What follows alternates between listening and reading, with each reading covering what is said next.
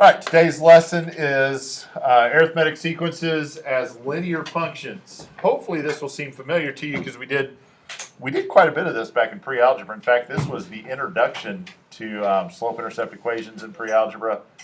And we actually start this in Unit 1 in pre-algebra and then kind of build on it a couple times through the year as we move forward. So hopefully it will seem familiar. All right, an arithmetic function or arithmetic sequence. You've just got a description here. Arithmetic sequence is a numerical pattern that increases or decreases at a constant rate called the common difference. They give you two examples there, 3, 5, 7, 9, 11. So it's just adding 2 to each previous term. So the common difference, D, is positive 2. And then on the other example, 33, 29, 25, and so on, it's subtracting 4 between each term, so the common difference is negative 4. Does that make sense? All right, so on the next page, all you have to do is just identify which sets of numbers are arithmetic sequences. Not all of them are. Some of them are, well, they're not a consistent difference between each term, so you have to look at them. For the ones that are arithmetic sequences, state the common difference. So how about that first one? 3, 5, 7, 9, that is definitely an arithmetic sequence, so D equals 2. All right, how about this one?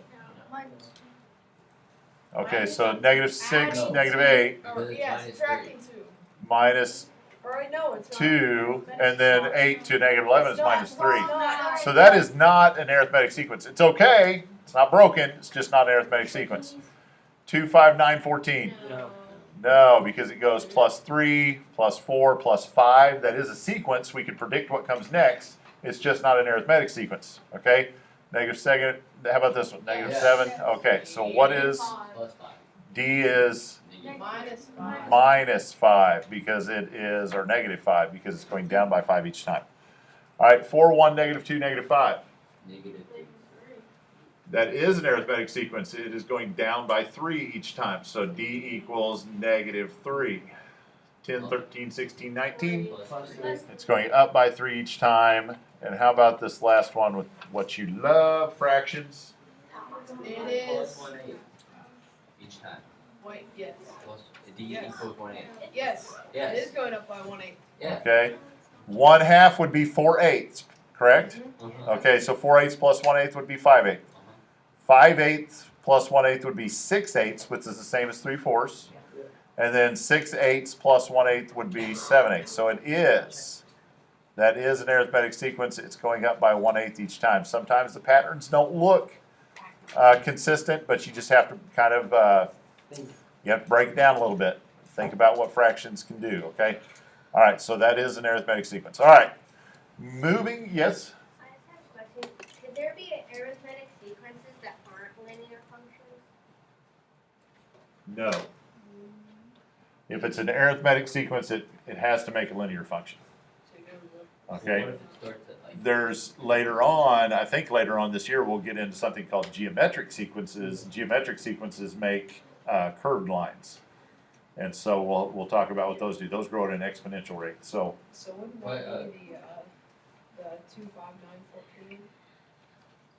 So it slowly comes 2, 5, 9, 14. That would be a sequence that would not make a straight line. It would make a curved line because the difference between each term. I'm not sure if that would be defined as a geometric sequence or not because they have an exponential growth rate. But it would be a predictable sequence. We could still write an equation for it, and probably will write equations for that, those type of things later, but just not right now. Okay. All right. Let's move on with this. Find the indicated term of each sequence. So, how would you even decide what does this mean? Sixth term.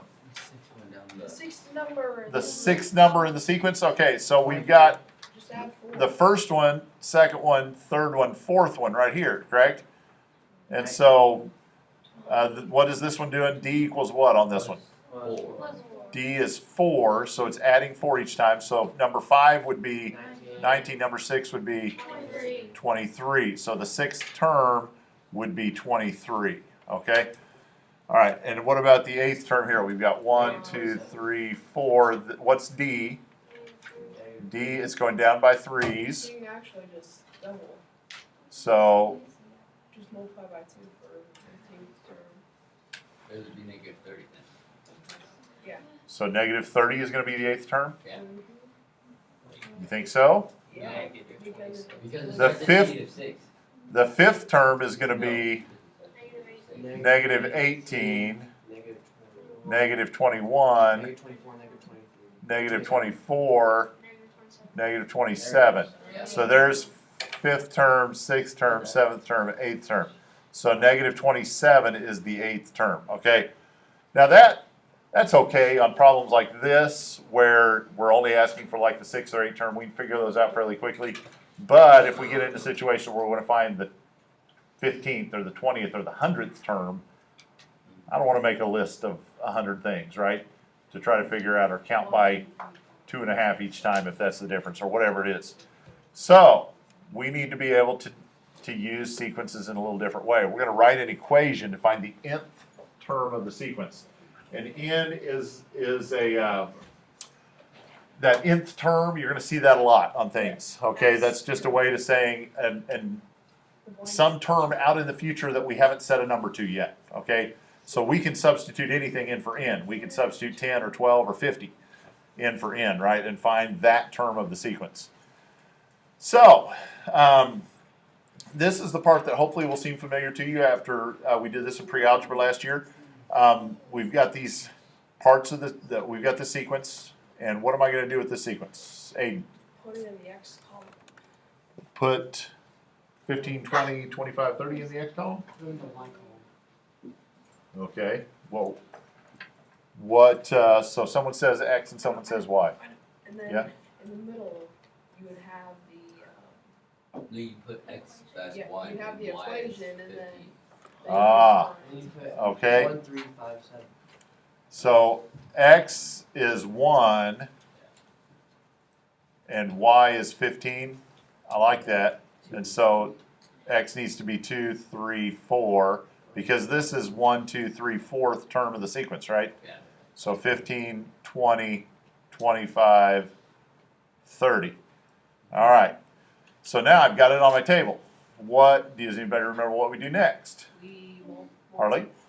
Don't you figure out how many, or you write an equation that it will get 1 into 15, 2 into 20. Yeah, we've got to get there. We've got to write an equation, but how do I decide what's going to happen in my equation? It would be 5x Why is it 5x? because it's going up by 5. It's going up by 5s. What's happening in the y column? It's going up by 5s every time. That means I have to have a 5x. 5x, so 5 times 1 is 5, and then what do I do to get to 15? Plus 10. Plus 10. So 5x plus 10 is the equation. Okay? And then we can test it with the rest of 5 times 2 is 10, plus 10 is 20. You know, 5 times 3 is 15, plus 10 is 25. 5 times 4 is 20, plus 10 is 30. So that works. Our equation works. And now I want to graph it. So remember, this is just slope-intercept equation, right? Y equals 5x plus 10. All right. We don't have enough space. We can't number by ones, but we can number by 3. fives, okay? So it works better if I use red on the graphs. It shows it better. So if this is 0, 5, 10, 15, 20, 25, 30, 35. Wait, that's. All right. So what is all I need to graph in slope-intercept, I need the y-intercept, which is b, and I need the slope, which is m. So what is b? 10. B is 10. That's the y-intercept. Y-intercept is right here if we're numbering by 5s. Okay, and slope is 5 over 1, right? Up 5 over 1. And we can number the x by 1s because that's just terms of the sequence. So we're going 1, 2, 3, 4, 5, right? So over 5, up 1, up 5 over 1, up 5 over 1, up 5 over 1. So that's what our equation, graph would look like. All right.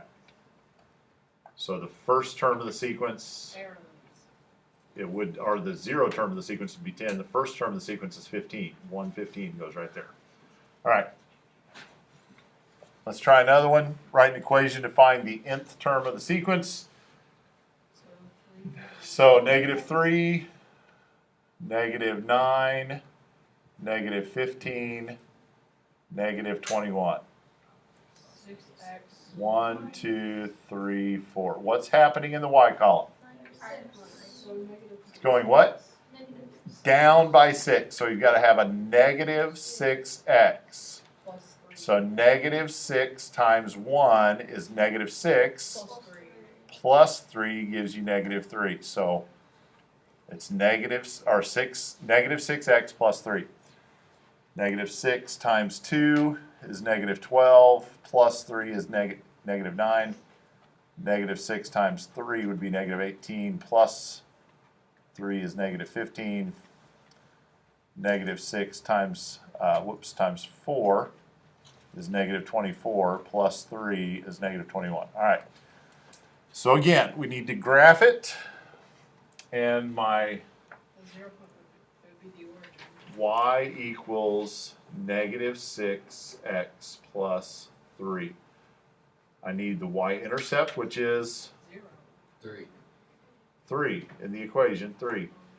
And the slope is -6, down 6, left 1. All right, so we'll number this graph by 3's in the y direction, and that will make life easy. So if, Why didn't you just do it like regular? Like you didn't have to go by 3. But we only have except that my slope is going to, well, I guess that'll work, because the slope is going to be down. Yeah. All right, so we can number by 1's. So y-intercept is 3, which would be right here. And the slope is down 6, 3, 4, 5, 6, right 1. So that's a steep graph, but that's okay. All right. So on your assignment that you do today, if you have to number your graphs in some weird way, you need to let me know how the graphs are numbered, okay? Because if I look at this one, I might be able to figure out that it's numbered by 1's, but if somebody else numbers it by 2's or 3's or something, then I might not be able to tell what it is. So you got to let me know if graph is numbered by 2's or just write the numbers on there or whatever. Okay? 15 problems in your homework today.